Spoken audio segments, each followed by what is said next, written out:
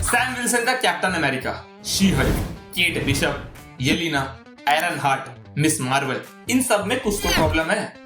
Fans complaint है और box office के नंबर डिसअपॉइंटिंग। पर रीजन क्या है कि ये नए सुपर हीरो चल ही नहीं रहे? तो आंसर है द सक्सेसर इफेक्ट। हाँ, successor effect, second generation effect, या तुम्हारे लिए पहला प्यार इफेक्ट, जो मर्जी बोल लो, यही है आंसर। वेल, पूरा नहीं तो मेजोरिटी तो यही है कि क्यों मुझे, तुम्हें, किसी भी मार्वल फैन को फेज 5 इतना पसंद नहीं आया। पर पहले welcome to this channel cum one man shit show, और अगर तुम चाहते हो तुम पे पहला प्यार इफेक्ट ना हो तो चैनल को सब्सक्राइब करो।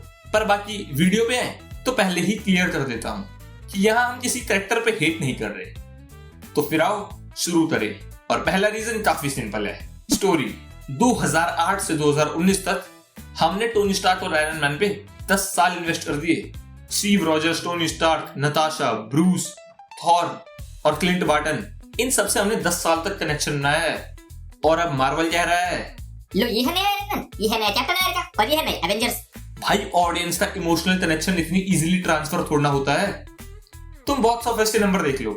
कैप्टन अमेरिका फर्स्ट एवेंजर से कलेक्शन था $370 मिलियन और ब्रांड न्यू वर्ल्ड ने सिर्फ 180 मिलियन कमाए, जबकि मार्वल इस टाइम पर ऑलरेडी एस्टैब्लिश्ड है। तब यह हालत हो रही है कि अपनी 14 साल पुरानी मूवी को बीट नहीं कर पाए। पर सिर्फ पैसा ही क्यों, इन नए सुपर हीरो से हट अपने स्पेसिफिक इश्यूज हैं। अब तुम सैम विल्सन को ही देख लो, फैल्कन से कैप्टन अमेरिका बन गया। एंथनी मैकी अच्छा एक्टर है, कैरेक्टर भी एस्टैब्लिश्ड है प्रॉपर्ली। बट यहाँ पे प्रॉब्लम ये है कि Steve Rogers super soldier serum लेके फिजिकली इनहैंस्ड हुआ, इनहैंस्ड स्ट्रेंथ थी, कॉम्बैट एक्सपीरियंस था वर्ल्ड वॉर 2 से। सैम के पास क्या है? फ्लाइंग सूट है, टैक्टिकल नॉलेज है, अच्छी लीडरशिप क्वालिटीज है। बट जब डूम आएगा तो ये क्या ही कर लेगा? आयरन हार्ट और शी हल्क का भी सेम केस है। आयरन हार्ट टोनी की रिप्लेसमेंट तो बन गई, पर ना इसके पास उसके रिसोर्सेज है और ना ही उसका एक्सपीरियंस। और शी हल्क, वो तो कॉमेडी के लिए है बस। हल्क के एक्शन और गुस्से की जगह हमें जो मिला वो है इसकी फोर्थ वॉल ब्रेक करने वाली शक्तियां। और केट बिशप और येलिना, वेल यही है जो दो लाइकेबल कैरेक्टर्स हैं अभी तक नेक्स्ट जनरेशन के। और उसका रीजन भी है, हॉकाई के लिए क्लिंट और केट की मेंटर स्टूडेंट रिलेशनशिप, और येलिना के लिए उसका नताशा से कनेक्शन। बस वियर्ड ये है कि कैसे इन अ वे न्यू एवेंजर्स को ब्लैक विडो लीड कर रही है। बट हाँ, जब तुम इस पूरी हेट और प्रॉब्लम की जड़ में जाओ तो पता चलती है मार्वल की प्रॉब्लम। डिज्नी का प्रेशर है कि फ्रेंचाइजीज कंटिन्यू करें। आयरन मैन सक्सेस है, पर टोनी तो मर गया, अब क्या करे? कुछ नहीं होता, सिंपल सॉल्यूशन, नया ले आओ। बट ये अप्रोच फंडामेंटली फ्लॉड है। ऑडियंस कैरेक्टर से कनेक्ट करती है, नाम उसे नहीं। टोनी स्टार्क पॉपुलर है, आयरन मैन का सूट नहीं। स्टीव रॉजर्स पॉपुलर है, कैप्टन अमेरिका टाइटल नहीं। जब तुम किसी और को सेम टाइटल देते हो विदाउट प्रॉपर बिल्डअप, तब लगता है फोर्स्ड। एक और प्रॉब्लम यह है कि कोई प्रोग्रेशन ही नहीं है। कॉमिक्स में डिकेड्स लग जाते हैं कैरेक्टर्स को डेवलप होने में। एमसीयू में सब कुछ रश कर दिया।